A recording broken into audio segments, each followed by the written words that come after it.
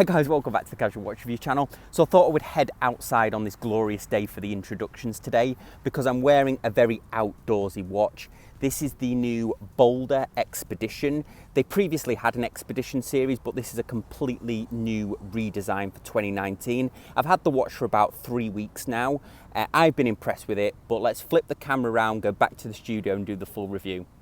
This is the third Boldr that I've reviewed on the channel. I originally did the Boulder Venture, and then following that we got a chance to look at the Boulder Globetrotter, that great GMT watch which at the time I said had the best bezel on a watch that I'd seen that wasn't a Rolex, and I think I still stand by that. This watch is a brand new release from Boulder, a new edition of the watch. I've had this watch for about 3 weeks now, but I've been sworn to secrecy till its release date, which is today, July the 17th. In this very sort of sci-fi or military style box, looks like a tiny crate. The top of it here is rubberized, so let's just take the lid off here. Before we move on from the box, this lid is a very soft rubber texture to it, so it did strike me you could use it as a tray. Maybe you could keep your keys on it, maybe you could keep your Swiss Army knife, and also you could maybe put your watch on it by the side of your bed. Let's just move that to one side, joking aside. Here's the watch. Now this is a prototype, so it doesn't have the warranty card in the box, and also certain things will probably change with the production model, so let's just get it out of the box here. This is the Boldr Expedition. Now you'd be right in thinking that Boulder had an Expedition watch before. They absolutely did, but this is brand new for 2019. And each of these Expedition watches are named after famous mountains, so this one happens to be the Everest. There's also going to be 5 other colorways as well. And honestly, when I first got it out of the box, I was blown away by the quality of it. I was surprised about how much I liked it. The watch has a very nice weight to it. It really feels like a substantial, rugged watch. I'm a big fan of this satin type bead blasting finish to it. And then we have the 2 offset crowns, reminiscent of compressor style dive watches. You can really tell with each watch that I've reviewed from Boulder how the watches and the brand is evolving. With that being said, before we dive into the review here, I do have to say the only thing I'm not crazy about is this strap. I like the tire tread pattern, but unfortunately the design of the keepers, I've already split one of these keepers because it has the kind of cutouts in there. What I would suggest is either they might repair this for the full production model, but if not, I would say wear it on a NATO strap. Or if you like the Boulder strap, I would turn the keepers round so the solid part is on the back, and then I don't think you'd have any problems with it. Let's just quickly look now at the measurements of this watch.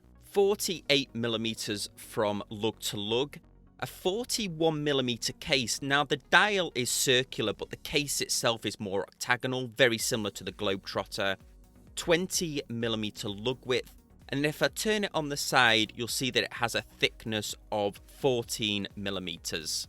Let's put it on the wrist now and show you what it looks like. Even though it has that thickness of 14mm, it's surprising because it doesn't feel like it's that thick when you're wearing it. My wrist is about 7.25 inches, depending on the heat here. I'm a fan of how the lug-to-lug width really hugs my wrist. I think you could get away with it on a smaller wrist or a larger wrist. Let's zoom in on the dial now, and this for me is where this watch really shines. It has this matte blue finish to it, and the slight difference in blue between the dial and the inner rotating bezel here gives the watch a lot of depth. Both crowns on the watch are screw-down crowns. This top one controls the inner rotating bezel, has a very smooth action. It has a very smooth action, in fact. The only thing I will say about this inner rotating bezel is it's not notched. So you've got to be careful when you're pushing in the crown that you don't slightly knock it and maybe add on another minute when you're trying to time something. So you've just got to be precise with screwing it back in. On the dial itself, we can see the 12-hour clock on the inside. So 12, 2, 6, 8, 10. And then if we see on the inner track here, on the indices, we have the 24-hour. So we have the 13, 15, 17, 19 and 23 for the 24-hour clock. The offset date at the 4 o'clock position is blue, the wheel itself, so that really shows the attention to detail that Boulder are currently putting into these watches. The paint on the dial is very nicely applied. We can see the Boulder logo printed here. Usually I like to see an applied logo, but I think that really suits the design of the watch just to have the Boulder logo printed here. And then we can't miss talking about the hands. I've not quite seen hands like this on another watch. Highly legible. They separate into two pieces as we get closer to the center of the watch. Very sort of Flieger inspired. And then we have that gorgeous flash of orange on the second hand here, making it highly legible. And then the application of lume on this dial is just spectacular, using that Super-LumiNova in slightly different colours. Another little cool feature of this watch, if we turn it round to the side, you'll also see that there's orange lume that's been applied to the crown of the rotating bezel, which is a great touch. Also worth mentioning, we have sapphire crystal here with anti-reflective coating. I'm a real big fan of this industrial satin finish, this geometric shape that they're using for the case.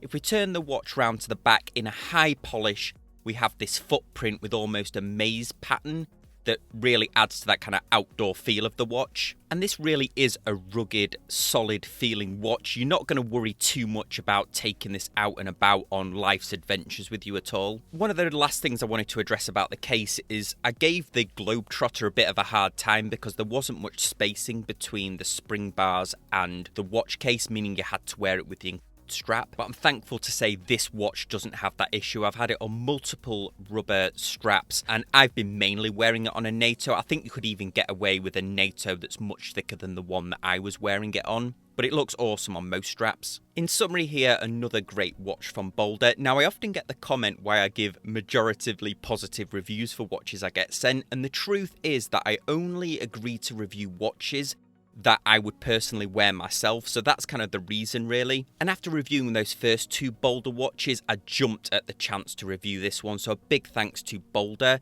Now my usual disclaimer, they did send me this watch in for review, but they haven't asked for, been given, or been offered any input in the review, positive, negative or otherwise. This is my honest review of the watch. Before we finish up here, let's look at some of the technical specifications of this watch. There really is a lot to like about it. It's using the Swiss SW or Sellita SW200 movement. And what's amazing for a watch that's sub $600, this is going to retail for I believe $599 with a introductory price of $499. But it has anti-magnetic protection for the movement. So it's protected against magnetism. Now I can't think of another watch in that price range that has this. And especially the rigors of modern life with laptops and mobile phones, it really adds to that kind of ruggedness and that adventure watch that it has this anti-magnetic properties. So I think that's a great addition to this watch. The Sellita movement, I've been getting very good results on it. I've been using my watch tracker app and it's been running fast about 5 seconds a day, which is well within specifications. I'll just show a screenshot of the watch tracker app that I use. Not as precise as a time grapher, of course, but gives a general guide of the accuracy of the movement. So here was my review of the Boldr Expedition. This is the Everest model, but as always, I'm more interested in what you guys think. As always, I appreciate any comments you leave me. You can also contact me on any of my social media links or directly at thecasualwatchreviewer@gmail.com. As always, I appreciate you watching and I'll see you next time on the Casual Watch Review channel. Thanks guys, bye.